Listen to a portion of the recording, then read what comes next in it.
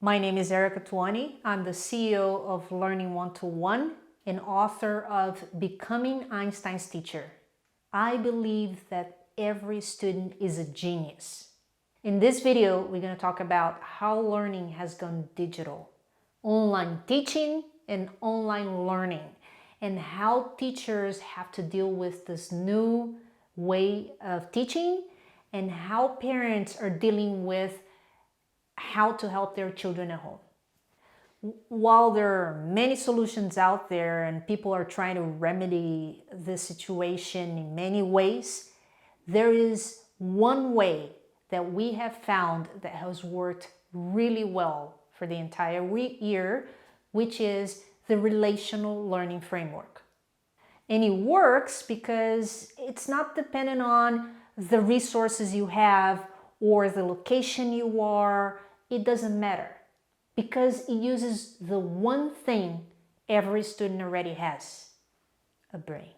So let's go over it and I'll show you how.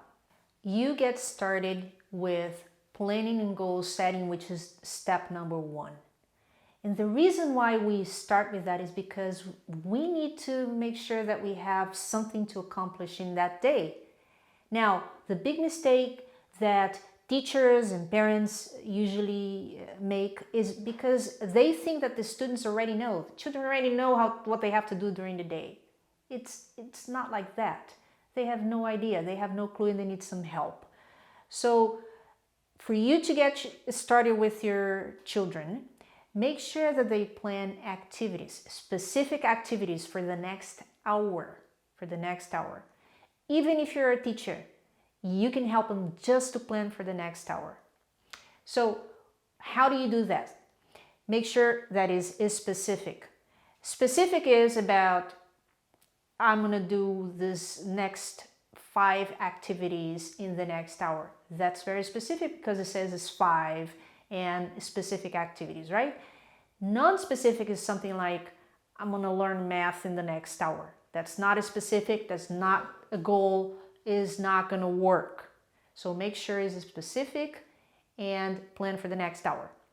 With time and with practice, you increase a little bit to the activities for 2 hours, and then for 3 hours, and then for the morning, and then for the afternoon, and then for the day. And all of a sudden you see the magic happens. Your children, your students will start planning their day by themselves and they'll know what to tackle each time. Why is planning important? Most likely you are working at home, or even if you go to the office or have your schedule, you always know what to do. As adults, we know what we're going to do in the next hour. We know what we're going to accomplish during the day. Why wouldn't children do the same? So that's the importance of planning.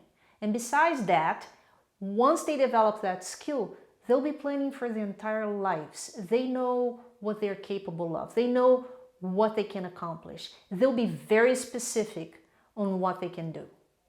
The other aspect of planning that is extremely important is you have to allow the children to plan, not you. It's not like you're doing the schedule for them. You got to make sure that they have the chance to make decisions. Because it's when they can be responsible for their actions, it's when they plan, it's when they set their own goals. Step 2 is explore. And the science behind it comes from Dr. Donald Hebb, that said cells that fire together, wire together. And when we talk about cells, we're talking about neurons in the brain. What you have to understand is that everything that we learn, all knowledge that we learn, what's happening here in our brain is the cells are connecting, the neurons are connecting. They form a neural network. Neural networks becomes the knowledge that you have, right? So the easiest way for you to learn something is to relate something that you already know. So many years ago, I learned to ski, and the instructor said that for me to stop the skis, I would have to do a pizza. And for me to get the skis going, I'll do a French fry, right? So the pizza format is like this and the French fries is like this. So in my head, I knew the geometry of the food and I could associate what to do when the instructor would say, do the pizza, do the French fry, stop and go. When we talk about explore, we are talking about connecting what we know to the new knowledge. Just like connecting the geometry of food into skiing. When you first get started with this step, most likely what you're going to listen from children is, I don't know. Because usually this is the comfort zone for them. I don't know. You tell me what it is. But don't get discouraged with that. They do know. It's just a matter of you elaborating some questions to make sure that they get there. Now, eventually, let me tell you what's going to happen. Eventually, they will be the ones asking themselves that question. You're going to see it. The step number 3 is research. Now, as I said before, we work with schools from all over the world, rural schools, urban schools, schools with resources, no resources at all.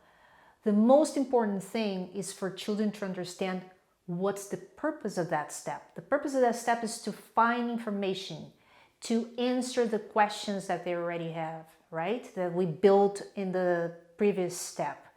So it doesn't matter what resources you have. If you have technology, it's great. If you don't, that's great too. If you have a certain textbook or certain materials, it doesn't matter. Just make sure that children have access to it. So once they have access to it, they will do the research themselves. Don't do it for them, because this is very important for them to understand how to now recognize information, how to process information, how to understand it, and how to translate it into something that they can refer to later on. So it's interesting that we may think that for children is so difficult, this part of research, so usually parents want to do that for them, or teachers want to give them the information directly. But it's interesting to see, if you ask any student that we work with, the favorite step for them is research, because they find information themselves and they're so proud of it. It's amazing to see it. So step number 4 is practice. And in practice, you can use many different ways to internalize what was learned in the previous step. So practice involves activities, games, involves anything, writing an essay, anything that your child enjoys doing or your student enjoys doing. Why is practice so important and the freedom of choice is so important? It's because your child is demonstrating what they have learned into something that they love. If they, and the choices they have, right? If they want to do a movie, or if they want to write an essay, or if they want to practice through exercises, it doesn't matter. See, teachers are so worried about, oh, let's make sure that they have all the activities ready and then, they can take it home and this and that. Whereas it's so much simpler, and it taps into the genius that students have, which is the freedom for them to understand what they have learned and to choose how they're going to demonstrate what they have learned. Step number 5 is relate. And the reason why it's so important is because children learn to find meaning and value on what they're learning. And because they're finding meaning and value, it will become useful for them, right? So relate means, how am I going to use that in my life? You can always use this question. Whether you're a teacher, whether you're a parent, you can always use this question. How are you going to use that in your life? That's the relate part. And in the beginning, of course, you're going to have something like, I have no idea. But with time, you will see the magic happens. You see, like, for instance, I talk about in my book about Alan, a child that I asked, he was learning math he was learning limits. Do you remember limits in school? Me neither. But when I asked how Alan would relate limits to his life, he loves literature, he wants to be a writer. So he started talking about authors that elaborated on people that put limits on themselves. So it was so interesting, and I was amazed to see how children can use that and relate that to what they love. Another example that I've seen in the past, I was talking to this boy, a sixth grader, and he was telling me, explaining to me how the digestive system works and relating that to cars, which he loves. So he talked about the gas, that is food, and the engine is the stomach, and so on and so forth. Of course, this child related what he learns to what he loves, and he learned what he learns to his life, right? Because it's something that he wants to do. It's something that he's passionate about. The sixth step is self-assess. Now you can make it really fun because you can play the observer with your students and with your children.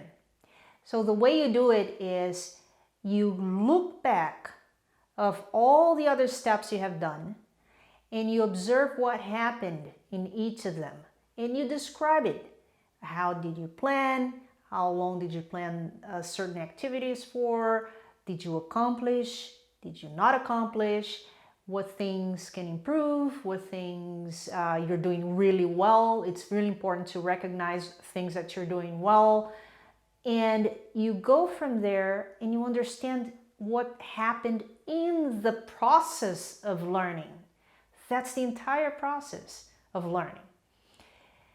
Two things that are important on this process. The very first one is to improve skills that you acquired throughout practicing all the steps. So as long as you're aware of them, you can go back and practice in the next topic. That's one. The second one that is happening behind the scenes is you're increasing the self-esteem of your child. And the reason is because they recognize what they're good at and they recognize what they're capable of. This is so important. How many adults do you know that they have no idea what they're good at or how good they can do something? They have no idea. And if we practice this self-assessment with our children, 16,800 hours, they'll be experts on doing this. They'll be good at it. And they'll be happier adults when they grow up. Practice that and you see good learning habits developing at home.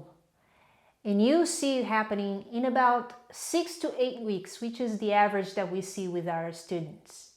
The 6-step relational learning framework works because it's a process. It's a learning process, regardless of the resources you have or the location you're at.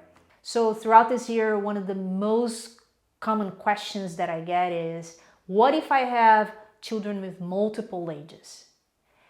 If you observe back, what we talked about is a process of learning. It's not curriculum, it's not a specific grade, it's nothing specific to what the child is learning. It's about a process.